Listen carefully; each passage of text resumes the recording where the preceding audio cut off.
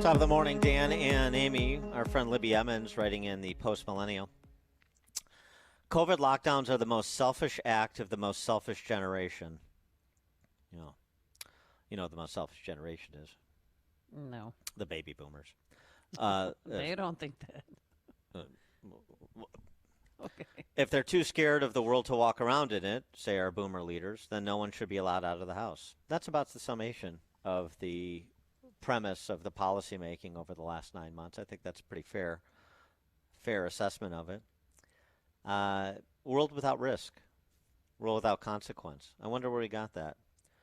The sense of entitlement, the sense of some people being so essential, they have to be insulated from the consequences of personal decision making or public policy making, while others should be subject to the vagaries of both because, of course, they're not me.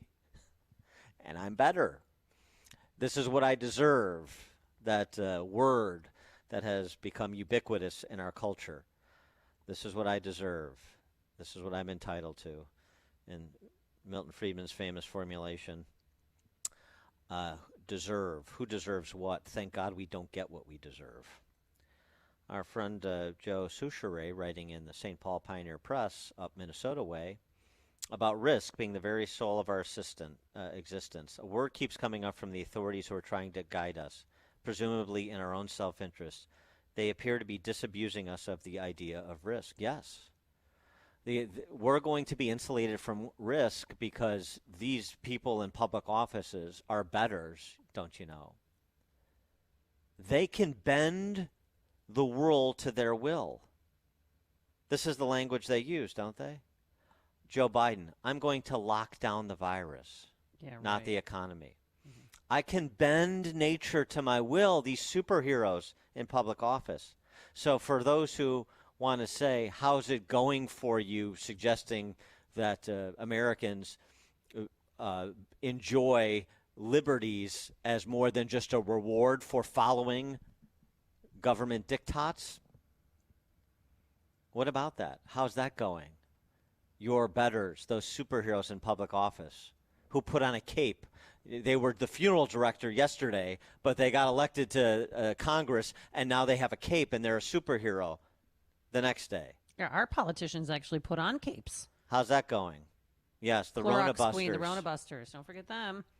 For more on this idea of risk and reality-based thinking, and disabusing people of beautiful lies. We're pleased to be joined by Joe Soucheray, St. Paul Pioneer Press. Also, he's a podcaster, right? Isn't he? Or blogger. Blogger. Get it right. What's the blog, Joe? No, it's a podcast. Oh, it is a podcast. Oh, it is? Okay. Sorry. GarageLogic.com. Garage Logic. That sounds like something I can get behind. If I know something about you from this piece and a couple of other pieces, that Garage Logic seems to be like something we're in short supply of. But so this notion of a world without risk, or at least without COVID risk. All the other risks are fine. You can die from anything else, but not COVID. I just don't want to get to the point where I'm expected to look out my window and count the people arriving at my neighbor's house. Yes. I just and from I how just many find households? that appalling. Yeah, I find that appalling. Are you aware of this doctor in Oregon who lost his medical license merely for his opinion? Yeah, about masks. Tell us about it. Well, I don't know any more than you do. I read about it yesterday and we talked about it on the show. I think that no one had to believe what he's saying if they didn't want to, but I don't think he should be deprived of his livelihood just for merely having an opinion. Well, you're not keeping up with the times. University of Cincinnati professor has been sidelined, is under investigation because he referred to COVID-19 as the China virus. So it's not just not following policy. It's saying things that are verboten. Even in one of those wonderful places, those intellectual arenas of free expression, like a college campus. Well, we call that the failed academy on the Garage Logic podcast. It comes up quite often. How miserably higher education has failed so many people, leaving so many in debt. By the way, and I sure don't want to pay for someone else's college loan. Do you? No, but I guess yes, right. That's in the offing as well. But just with respect to this idea of risk, I mean, the garage logic style, common sense style from your friends and family up in the Great White North there. I mean, what is it they don't understand about what you're writing about when you talk about risk being intrinsic to life? Uh, I think that Minnesotans have been extremely willing to go along with all of the governor's edicts, and he's been doing a hell of a job, to tell you the truth. But with each passing executive order, they are always followed up by another one, and there doesn't seem to be an end game here. I guess the vaccine would be, but it's to the point now where people are now wearing masks when they go for a walk or a bike ride, and I'm puzzled by that, and I just think people are becoming increasingly willing to let governments make their decisions for them. Yeah, I think that. I'm a bit of a COVID governor press conference nerd, and I actually watched your governor, Tim Walz, one day. And what he said I thought was reasonable. He said, guys, look, we're just buying time until the vaccine gets here and people take it. But it was the people take it part that I thought, oh, is this going to be a mask, or a vaccine mandate? And give you any indications of that there? That there should be a mandate to get the vaccine? Yep. I have not detected that, but I understand that one of the proposals might be that you'd carry some document with you that indicated that you did receive the vaccine. Well, yeah, everyone's going to get a vaccine papers, and on that it's going to say, what batch you got, the date it was administered, and when you have to return to get your second vaccine. Uh-huh. You have to show your Now, will people papers. put that in a placard and wear it around their neck? I don't know. I don't know. I'll get a vaccine, by the way. Whenever my turn comes up, I'll be glad to get one. Yeah. Okay. Well, sure. It's your choice. Well, while we got you, I want to ask about your mayor there, that Justin Trudeau impersonator in Minneapolis. Jenny Durkin, the mayor of Seattle, announced that she's not running again. This after the Summer of Love. I guess that was not so effective as she hoped it would be in Seattle. She's not running for re-election in 2021. She's got too much to do. She wants to stay real focused, even though all the indications prior to the summer was that she would run for re-election. So something happened on the way to defunding police and setting up autonomous zones. And given the crime stats in Minneapolis year over year, which are eye-popping, as they are in a lot of big cities that move to defund the police, I wonder how Minneapolis is faring. I wonder if there are any lessons that were learned from the summer and what the future is of that, androgynous mayor you've got. 0 lessons were learned. Oh, great. Okay. And it's today. The Minneapolis City Council is voting probably to cut $8 million from the police budget and reduce the number of officers. The problem in Minneapolis. Well, you'd need me for 2 weeks. The problem in Minneapolis is it's a weak mayor system and a strong city council, meaning that the mayor is a cheerleader without a portfolio. He can't really do much. Fry has been hanging in there saying, I'm going to veto this, but his veto might be meaningless because the city council has the power, and they are all community activists essentially who find it very appealing to take the police off the streets. So and aren't there more condos for sale in Minneapolis right now than buyers because of the defunding of police? Because there's anarchy on the streets. Can you describe that for us?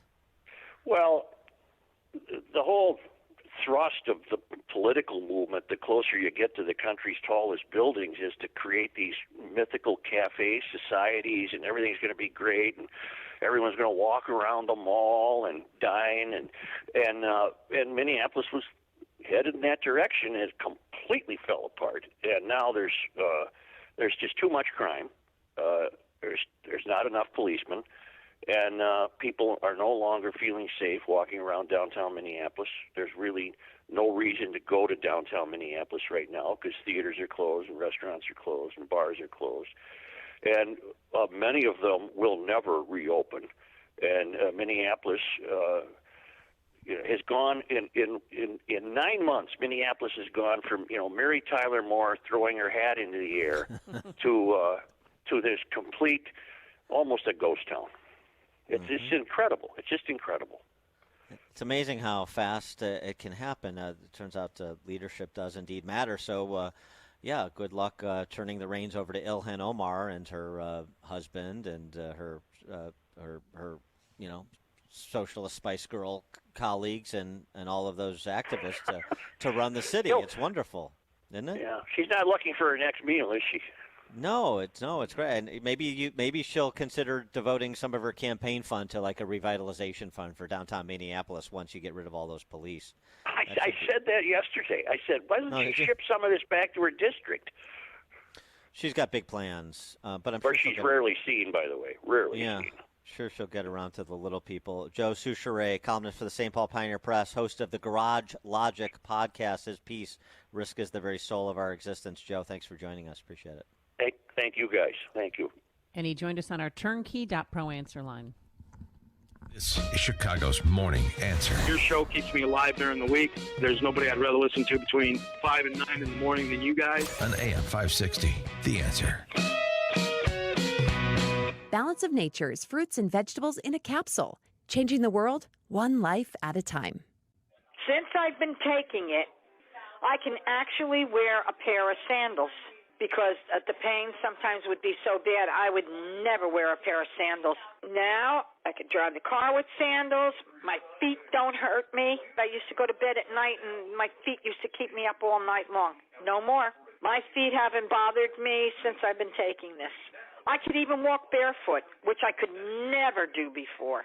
I really feel great. I really, really do. I feel like I used to feel, Get a wide variety of all your daily recommended servings of whole fruits and vegetables without having to leave your home. Right now, Balance of Nature is offering free shipping and 35% off on any new preferred order. Call 1-800-2468-751 or go to balanceofnature.com and use discount code Chicago. Dan and Amy here, and as you know, we've been in the midst of our annual Food for the Poor campaign, and it's so important this year, unlike any other year. COVID has made it impossible for some of these organizations to get food to the people in need, but Food for the Poor always delivers. They can't allow people to come to their food pantries and their shelters because of COVID, so the employees have to go out into these villages and help those in need. And Tengo Hambre, that's what they write on a white flag and put it on their hut to let them know that they need help. So many people are starving right now in the Caribbean and in Latin America. And we're just asking for a one-time donation of $185 or really whatever you can donate. And if you do donate $185, you can provide 6 months of emergency food relief for 5 hungry children. That's all it takes to make this gift. Call 844-862-4673. That's 844-862-4673 or visit 560theanswer.com/food for the poor. And also, if you're a business owner, small business owner, or make the marketing decisions for your company, then please consider becoming a business benefactor. What's that? Well, a one-time tax-deductible donation of $2,500. Your business then, the money goes to Food for the Poor, but your business will receive 40 60-second commercials that air right here on AM 560, Monday through Friday. We want to thank our business benefactors that have already signed up to help the children and to also help their business. It's a win-win. DC Export, Gatto Industrial Platters, Signature Bank, PGN Tax Solutions, Augustino's Rock and Roll Deli, Chris Jacobs with Century 21 affiliated. The list goes on, and we want you to get on this list. Here's what you do. Call Anjanette, 847-472-8951. That's 847-472-8951. Or go to 560theanswer.com and click on the emergency food relief banner.